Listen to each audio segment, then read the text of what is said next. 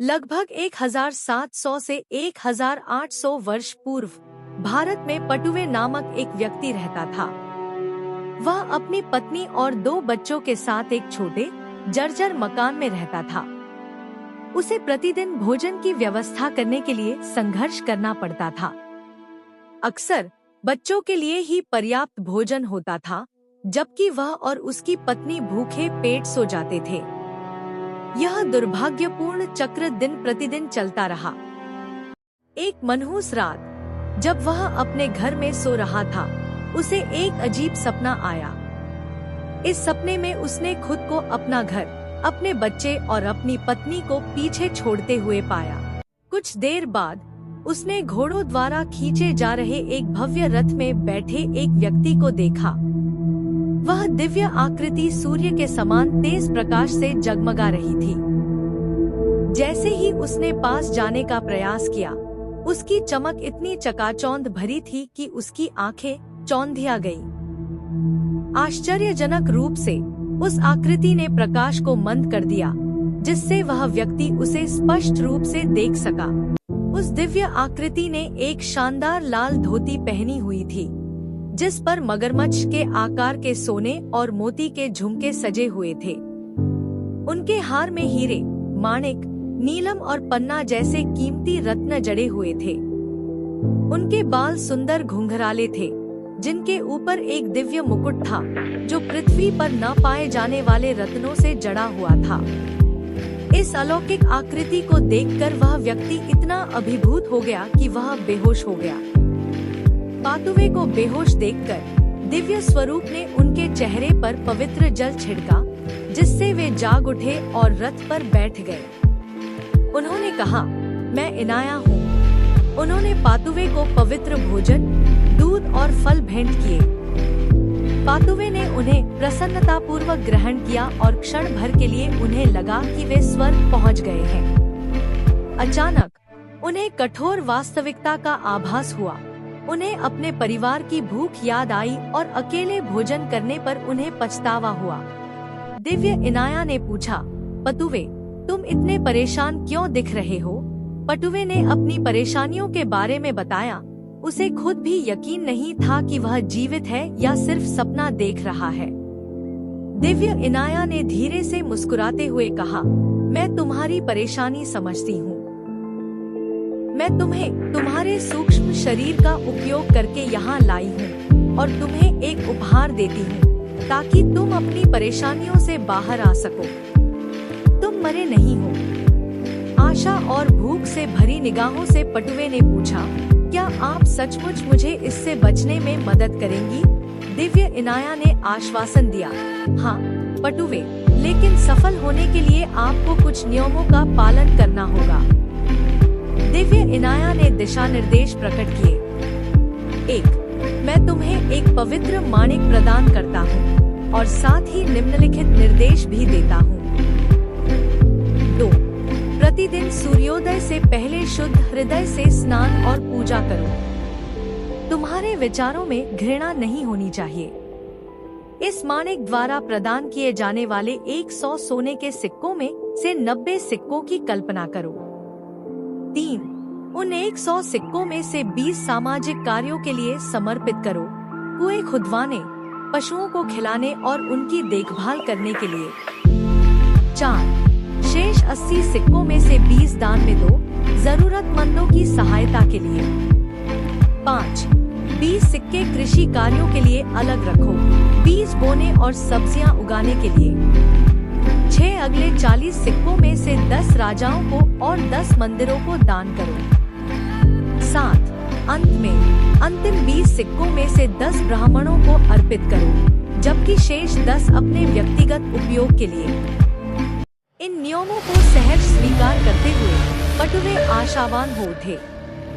दिव्य इनाया ने उन्हें पवित्र माणिक्य प्रदान किया और उनके माथे को स्पर्श करते हुए उन्हें घर भेज दिया।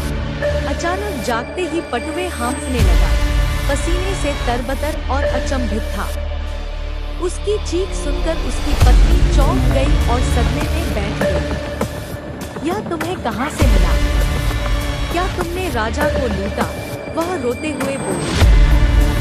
उस व्यक्ति ने उसे दिलासा दिया और पवित्र माणिक प्राप्त करने की अविश्वसनीय कहानी सुनाई। राहत महसूस करते हुए भी आश्चर्यचकित होकर उसने ध्यान से सुना और उस रात वे चैन से सोए। अगली सुबह वे भोर से पहले उठकर पवित्र माणिक की पूजा करने लगे, आंखें बंद करके प्रार्थना करने लगे और वादा किए गए सोने के सिक्कों की आशा करने लगे। जब पातुवे और उनकी पत्नी ने अपनी आंखों के सामने सोने के सिक्के प्रकट होते देखे तो उनकी खुशी का कोई ठिकाना नहीं रहा।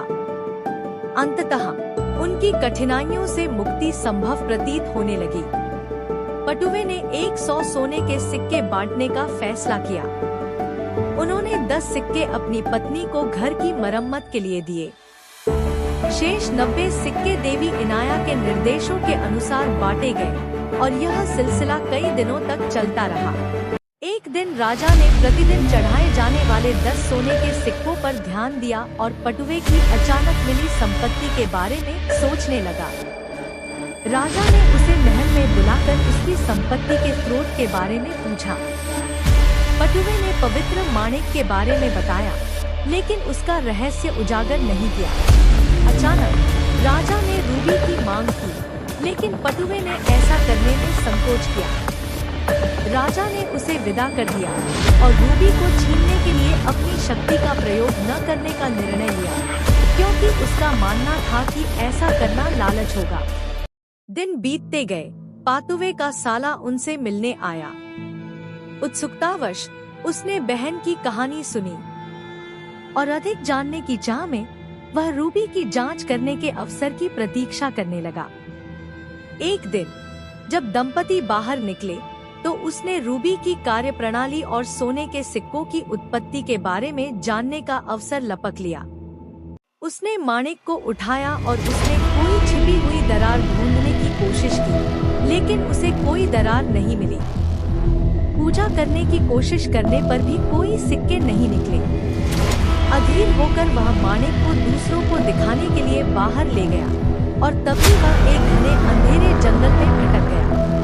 खोया हुआ और असहाय वह भोजन और पानी की तलाश कर रहा था। तभी अचानक एक शेर ने उस पर हमला कर दिया और उसे मार डाला, क्योंकि उसने चमकते हुए माणिक को कोई स्वादिष्ट वस्तु समझ लिया था। शेर माणिक को घसीट कर ले गया, लेकिन उसे खा नहीं सका। अंततः शेर सो गया। अगली सुबह एक विशालकाय भालू वहां आ पहुंचा। शेर और भालू के बीच भयंकर लड़ाई हुई, जिसमें भालू की जीत हुई। उत्सुकतावश भालू ने रूबी को अपने बच्चे को खेलने के लिए दे दिया। उसे उसकी कीमत का कोई अंदाजा नहीं था। कुछ दिनों बाद ऋषि उच्चा भालू के निवास स्थान के पास भटकते हुए गए। उन्होंने माणिक्य को देखा और सोचने लगे कि यह वहां कैसे आया। पवित्र जल छिड़ककर उन्होंने भालू और उसके शावकों को डराकर भगा दिया। माणिक को लेकर ऋषि उच्चया अपने आश्रम लौट आए। जब वे उसे धारण करके ध्यान कर रहे थे तो उन्हें घटी हुई सारी घटनाएं दिखाई दी। माणिक एक बार फिर चमकने लगा, जिससे उनके शिष्य चौंक उठे और मंत्रमुग्ध होकर देखने लगे। ऋषि उच्चया ने माणिक को शुद्ध किया और उसकी पूजा की, जिससे वह पुनः पवित्र हो गया। ऐसा करने पर माणिक ने प्रचुर मात्रा में सोने के सिक्के प्रदान किए, जो पहले उपेक्षा के कारण रुके हुए थे। उन्होंने अपने शिष्यों को बताया कि यह उन्हें कैसे प्राप्त हुआ, जिससे वे आश्चर्यचकित रह गए। ऋषि उच्चाया ने पवित्र माणिक के साथ सोने के सिक्के एकत्र किए और पटुवे के घर की यात्रा की। पटुवे ने उनका गर्मजोशी से स्वागत किया और उन्हें भोजन और आतिथ्य प्रदान किया। ऋषि उच्चाया ने बताया कि उन्हें माणिक कैसे प्राप्त हुआ और पटुवे के साला के भाग्य के बारे में बताया, जिससे पत्नी की आंखों में आंसू आ गए। पति ने उन्हें सांत्वना दी। उनके दुख में राहत का भाव भी झलक रहा था। जब ऋषि उच्चया सोना और माणिक देने के बाद जाने की तैयारी कर रहे थे, तभी पातुवे ने उनसे एक विनती की। क्या आप पवित्र माणिक को उसके असली स्वामी को लौटा सकते हैं? ऋषि उच्चया ने उत्तर दिया, दिव्य इनाया ने आपको वह माणिक किसी विशेष कारण से दिया था। क्या आप इसे वापस करना चाहते हैं? पातुवे ने अपने निर्णय की पुष्टि करते हुए कहा कि इन बातों को जानने के बाद वे इसे अपने पास नहीं रखना चाहते। ऋषि उच्चाया मुस्कुराए और सहमत हो गए। ऋषि उच्चाया बैठकर ध्यान करने लगे और पति पत्नी भी उनके साथ शामिल हो गए।